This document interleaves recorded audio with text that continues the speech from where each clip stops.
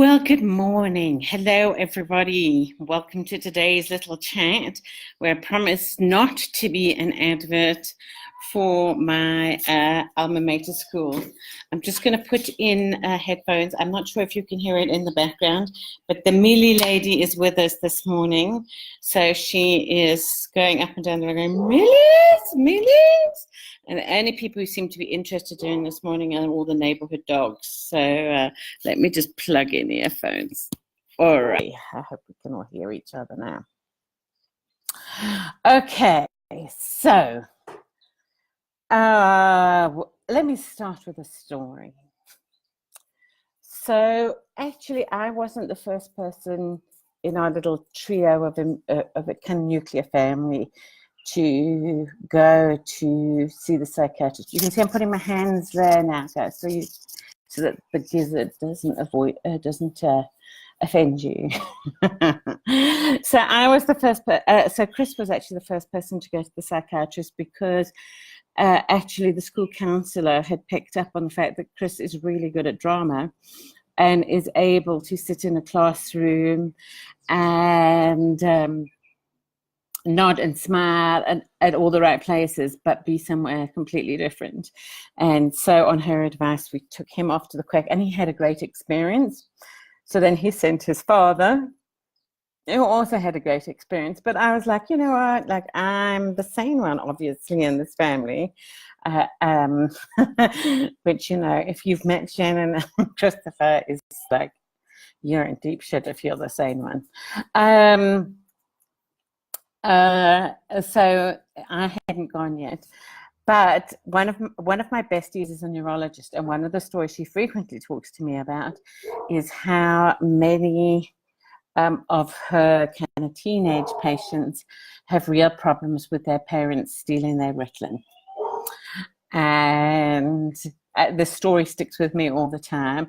And of course, Christopher then came back from his first trip to the psychiatrist, and the psychiatrist said, listen, I'm prescribing you Ritalin, one, to help you concentrate, but also because you're falling asleep all the time. So Christopher took it, and it made a huge difference. It was like really big difference for him. So I decided, well, you know, like, how much harm can it do just to take one? So on the sly, I sidled up to my son and said, hey, can I take, like, you know, just a 10 milligram tablet of your Ritalin, you know? And me being the mother and him being the son, he was like, well, you're not supposed to, but here you go. And it was great. I could concentrate. It lifted my mood. I was a little bit edgy for the day, but definitely a massive improvement on where I'd been. You know, guys, we've been talking for 19 days now, and I think I've been seeing a psychiatrist for about 2 months. But prior to that, I'd been spending probably 5 or 6 hours a day just lying on my bed trying to pretend it didn't exist, you know. So, and it was the afternoon, and I had loads of energy, and so I thought, well, I'll try this. So I then decided, okay, but then we have to go to my GP and run a script for this, because obviously, you know, Chris will run out if I keep stealing them. So I go to my GP, and one of the things you need to know is that my GP has been treating me for my blood pressure that went sky high when Josh got sick. So the very first thing that she does, she doesn't even talk to you. Her nurse takes your blood pressure before anything else happens.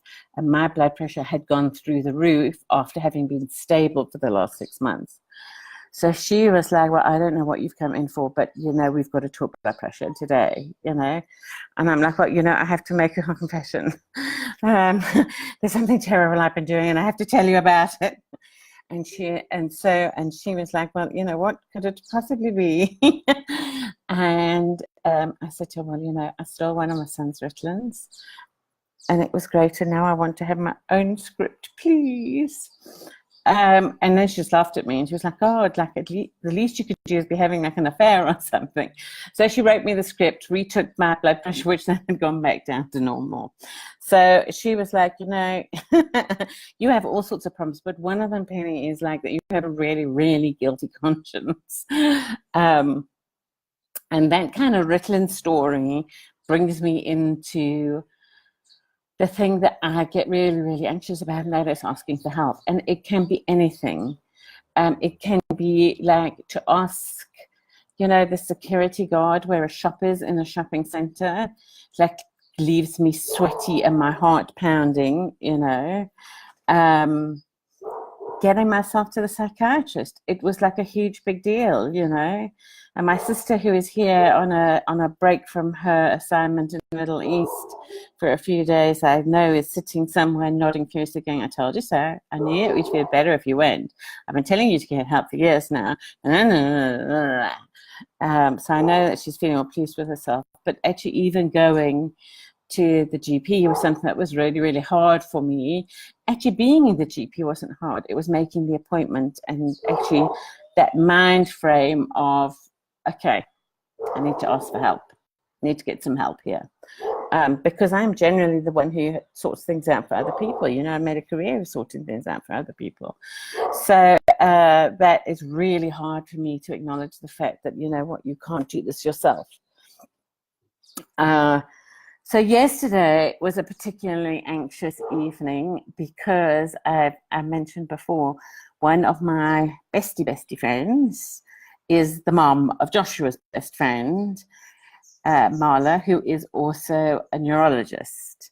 And two things have happened in our family. Well, I mean, Marla's treated everyone in the family at this point, but two things are going on in the family at the moment. The first is that Chris didn't respond well to one of the medications. Well, we think it was a response to one of the medications.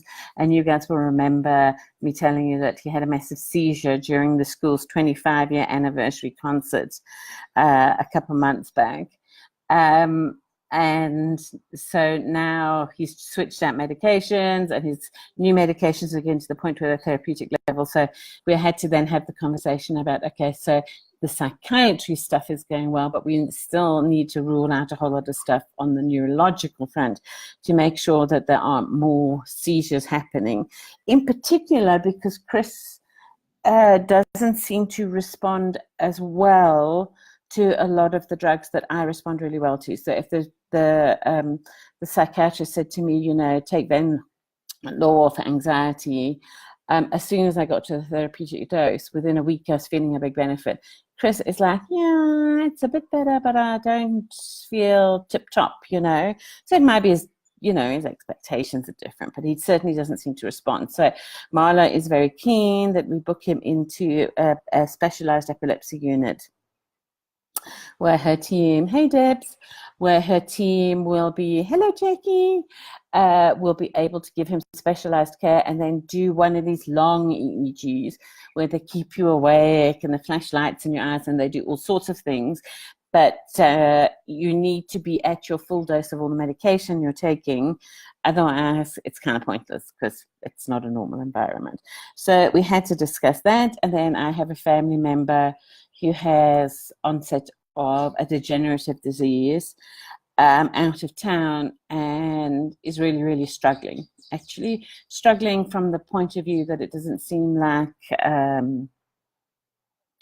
the medication she's receiving is particularly helpful, but also because the medical area, she lives in a small town, and the medical fraternity of specialists there don't seem to be particularly warm and fuzzy and able to explain kind of what is going on, what will be the course of this disease. Is it something that in the end will, you know, is it a tickets disease or is it just something that you're going to have to live with and it'll stay like this forever or it'll get much worse?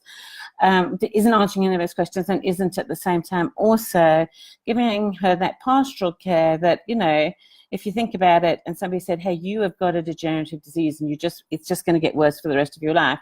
I don't know. I feel like I might want to have some questions and have someone say, you know, just pat my hand and say they're there. And she is not getting that out of town. So yesterday, and because my sister was in town and had spent time with this relative, we, you know, had Marla over so that we could have a bit of a bushpraat on, you know, how are we going to handle this given that it's different towns, and how long do we need to get this person up here and whatnot. And, you know, Marley is like one of my besties. She is honestly, I have never met anyone in the medical fraternity quite like her.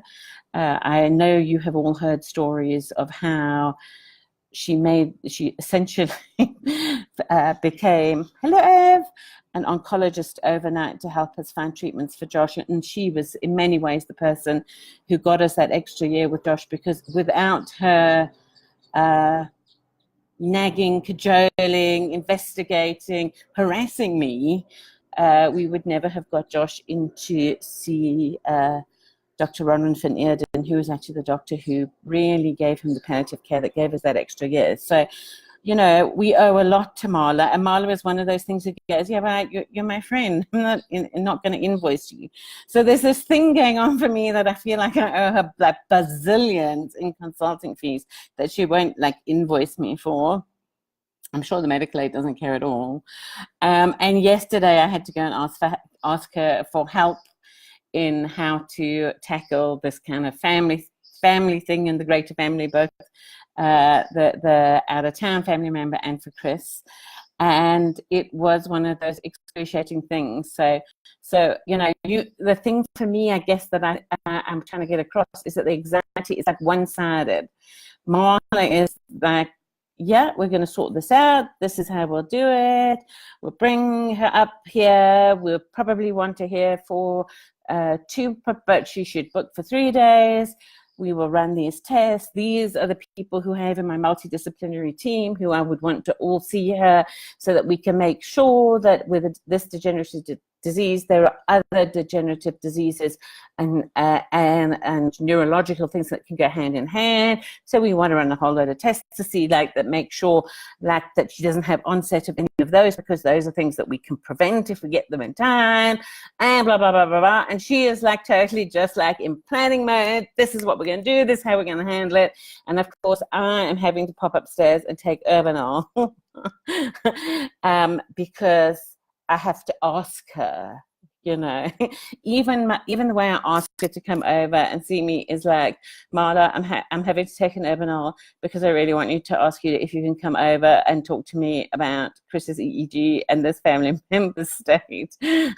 And given that she is the first person who prescribed Urbanol to me, I think she probably understands. But it is one of the things I find really, really difficult to do. Yeah, so that's what I've got to tell you. But I have a teeny tiny piece of like a little win from yesterday. So yesterday, Olivia the cat, who I don't know whether Olivia has assisted us on any of these sessions yet, but she will in due course. You know, it will end with her biting me. Olivia developed a limp last week, Thursday. And so I took her off to the vet, and the vet had a good squidge around her shoulder and her leg and couldn't find anything. Sent her home with some anti-inflammatories, but said, listen, if it's not better by the weekend, we need to bring it in and like do some more in-depth tests. And it wasn't better by the weekend. So yesterday, Olivia had to go back and have some x-rays, which showed up precisely nothing. So this cat is just limping. I think it might be because when we've given her medicine in the past, we put it on biltong, which for those of you in non-South Africa is dried salted meat, which sounds gross, but it's actually really delicious. So we give her medicine on that. So the only thing I can guess is that she's like limping so that she can have the biltong, because even if it has a drop of anti-inflammatory on it, no, I'm kidding, I don't know what it is. But so she is on a long course of that. But the happy news is I went to collect her on my own. I did not kill the woman who tried to get ahead of me in the parking lot. I didn't curse or swear at the receptionist who started talking to the person who arrived after me. I did not. I just happily played some Candy Crush whilst it took a long time for the vet to come out and tell me, because it's always one of those things where the vet phones you and tells you what's going on, and then you go to collect the animal, and then they come out and tell you what they told you on the phone. And I didn't get upset or irritated that I'd have to stand there for a week. Took the cat home, and the cat was like yowling and performing, and I was just like, oh, I'm the Dalai Lama. I am so calm and happy and peaceful. And I went out the house on my own without anyone holding my hand. So it wasn't a long outing. It wasn't a huge thing, but it was a win. So thank you, everybody who's been encouraging me. Thank you for listening to me ramble on these Facebook Lives. You know, I think for you, it's just like, God, Penny's so weird. But actually for me, thank you so much for listening to them, because obviously this is a step forward. It's helping. So please, guys, like, share, comment, all those good things. But mostly, if you have someone in your life who suffers with anxiety, and you will not believe how many people have texted me in the last 19 days going, yeah, I have it too. In fact, one of my most delicious people, really creative, I work with, calls us anxietettes, which I quite like. There are a lot of us out there. And please pass it on, because if there's someone else out there who's sitting there going, you know what, the world is a too scary place for me to head out, and I'm too weird and I can never do this. Like maybe just seeing somebody, thanks Renee, you're wrong, I am completely weird. I'm okay, I love my weirdness actually. I mean, I've come to terms with it. But if you know that there are people out there who could benefit from hearing somebody talk and ramble on about their anxiety, but with the end game that actually they had a massive breakthrough yesterday, hey, then share it with them. If only one person feels a little bit better, even if it's just about the set of toilet rolls in airports, like if there's one person who feels better from watching these, then that will have been worthwhile, doubly worthwhile, because mainly it's, selfish, because, I would eventually like to be able to go shopping on my own. All right, guys, I will talk to you tomorrow.